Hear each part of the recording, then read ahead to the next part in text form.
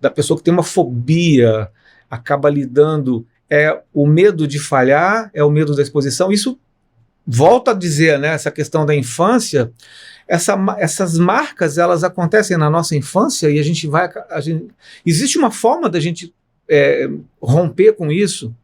Estou falando não só para gravar, para medo de falar em vídeo, mas para a gente poder ressignificar coisas que aconteceram lá atrás. Sim. Como que a gente pode fazer?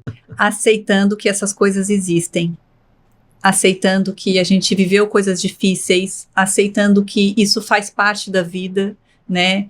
Sofrimentos, traumas, perdas, pessoas que nos criticam, né? Aceitar que nós não existimos para atender à expectativa alheia. Nós existimos para viver a nossa vida, né? Todos os dias, reorganizando, né, e ressignificando e seguindo em frente. Agora eu vou colocar você no fogo com relação à crítica. Uhum. Eu vejo muita gente, eu já tive algumas histórias de pessoas aqui que vieram gravaram, muitas não, mas alguns casos que assim, a pessoa nunca gravou. Ela gravou um vídeo, a gente gravou, ela colocou o vídeo no ar e recebeu críticas. Só que as críticas não, assim, crítica de gente que não grava, crítica de gente que não é da área. Como que eu lido? Que um caso específico que eu conheço, ela quis parar. Uhum. Aquilo, ela ficou traumatizada. E eu falei, olha só, a gente tem que dar um jeito, mas ela não conseguiu. Uhum. O que você pode falar com relação a isso, com relação a essa... o que fazer com críticas? Tem aquela coisa, crítica construtiva. Existe crítica construtiva? Ou é feedback? Como é que a gente lida com as críticas? Existe tudo, né? Tudo existe. Mas o que eu trago para o meu mundo é que faz a grande diferença. Então, se eu entendo que isso faz parte do pensamento de uma outra pessoa, da vivência de uma outra pessoa, de como ela se apresenta para o mundo, né? E que esse é o mundo dela, não o meu. Fica mais fácil de eu falar, tudo bem, você pensa assim, mas eu não existo para atender a sua expectativa. Então, ok, né? Isso faz parte de você, mas eu estou num outro lugar. Eu preciso separar as coisas, porque pode vir tudo, né? Quando a gente recebe elogio, a gente gosta, mas parece que dura pouco. Quando a gente recebe uma crítica ou alguma coisa, aquilo demora mais para sair do organismo. A mente, né, para você... O que eu posso fazer para ressignificar situações assim? Não parece muito simples, né, esse entendimento, porque é algo que veio construindo ao longo da vida naquela pessoa. Então pode ser uma pessoa dependente emocionalmente, né, dependente da opinião dos outros, que já é mais sensível, que já é mais ansiosa, então qualquer coisa que ela escuta, ela leva aquilo ao pé da letra e muito profundamente. Mas, né, assim, de maneira rápida, eu poderia falar para ela entender o que ela está sentindo, né, aceitar que ela ficou realmente chateada com aquilo que disseram para ela, mas ela pegar aquilo e colocar num lugar menor, né, falar assim, bom, eu entendo que o outro não gostou da minha atuação, não gostou do que eu fiz, né, parece interessante o que ele falou, posso tentar melhorar e escutar o que ele está falando, mas aquilo não fala de mim total. Eu tenho outras coisas boas. E uma das coisas boas que eu tenho eu estou tentando, eu estou fazendo o meu melhor, Sim. Eu estou construindo algo. E quando eu construo algo, muitas vezes eu tropeço, muitas vezes eu caio, mas eu não deixo de continuar. Entendi. Fantástico. Agora, tomando um outro rumo, né? A gente está falando de pessoas que têm vergonha, que têm bloqueio, que têm dificuldade em falar em público, são pessoas mais tímidas. Agora, tem um outro lado da história que a gente se esbarra, ou alguém que assiste pode ser que assim seja também mais expansivo e até demais. Como que a gente consegue temperar isso? Tem gente que fica num ambiente... não acaba até se chamando, assim, a pessoa acaba falando, poxa, você é antissocial. Mas não é que ela seja antissocial, é que ela é mais reservada, mais tímida, ela até se empenha. Por outro lado, temos pessoas também que passaram por nossa vida que são acaba ficando como uma pessoa muito over, acaba roubando a cena no ambiente e às vezes isso acaba prejudicando, falando demais, começando a falar muito de si.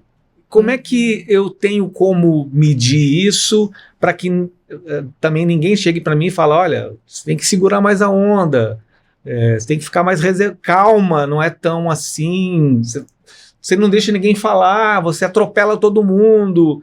Eu peço ajuda, eu pergunto para alguém, como é que eu faço para saber se eu sou uma pessoa assim? Muito, muito interessante e importante isso. A gente precisa ter habilidade social. Então, eu preciso que duas pessoas, uma fale, né, e que a outra expresse a sua opinião e depois fale e a outra retorne com a sua opinião. Então, eu falo um pouco, dou uma pausa, eu preciso dar pausa, né, entre as minhas falas para dar espaço para o outro falar. Da mesma maneira, aquele que não sabe o que falar, né, que não tem assunto, por exemplo, numa reunião social, como que ele vai ser agradável no ambiente social? Ele vai se dirigir à pessoa e vai procurar algo que seja do interesse da pessoa. Então, o que você faz para se divertir? Você tem algum hobby? Me fale do seu trabalho.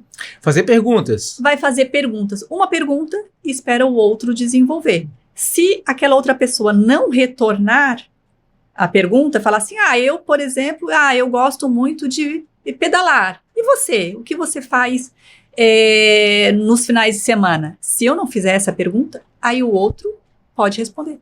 Que legal, você gosta de pedalar? Eu também gosto de pedalar nos finais de semana, inclusive, né, faço muito isso na Lagoa. Sim.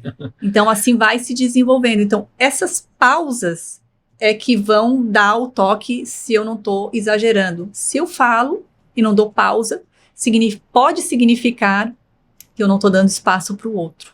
É como se eu gostasse de ser o centro das atenções. Isso tem a ver com ego, tem a ver com personalidade, eu interromper as pessoas, tem um lado patológico, tem um lado necessidade de como é que... Sim, tem pessoas que não têm filtro, né? São pessoas que não conseguem olhar o outro, são muito...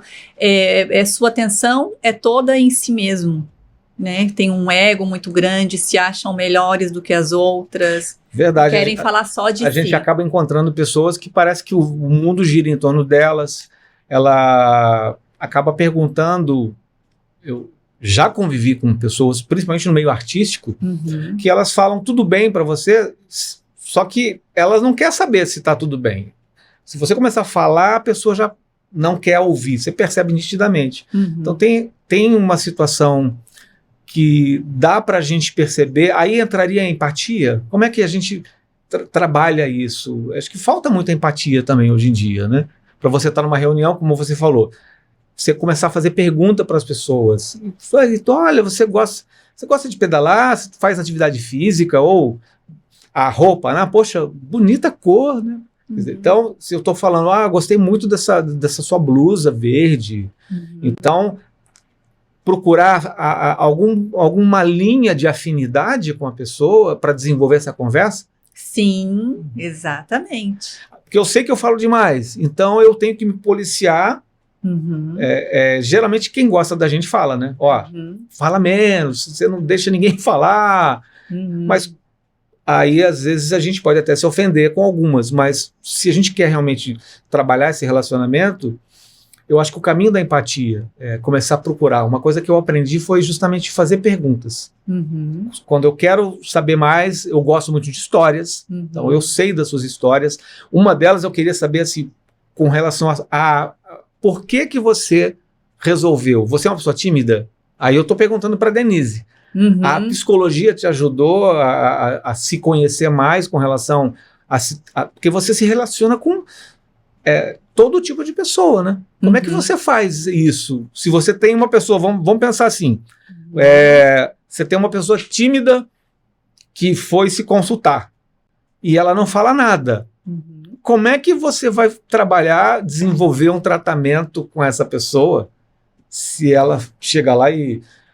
Como é que você consegue desenvolver uma linha dessa com uma pessoa extremamente tímida, né? Eu estou falando porque no trabalho, você querer puxar assunto com a pessoa e ela não falar, como é que a gente... Eu começo pelos interesses dela, né? Vou tentando entender aquilo que ela gosta de fazer. E aí ela fala, eu gosto de jogar videogame. Como é que você gasta seu tempo? Como é que você usa seu tempo? Eu uso meu tempo jogando videogame. Que bacana, quais são os jogos que você usa? Me conta um pouco desse jogo, né?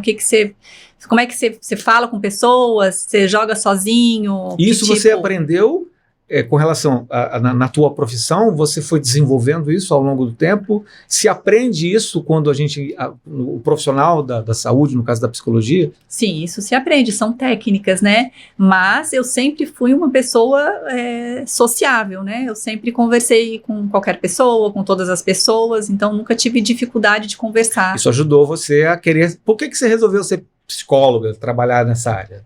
Aí eu tô perguntando, agora meu momento entrevistador aqui. Eu fui na psicóloga quando era criança, né, gostei e aí sempre tive essa vontade de trabalhar com psicologia. E aí? Tem que desenvolver mais. Isso foi algo que chamou atenção, um fator decisório, assim, não, eu quero seguir carreira. Porque eu conheci, né, a psicologia na infância, eu gostei muito da forma como aconteceu, né, eu era uma psicanalista, e ela não conversava muito comigo, e aí eu pensei, quando eu for psicóloga, eu vou conversar mais com o meu paciente. Entendi. E aí eu fui desenvolvendo, assim, né.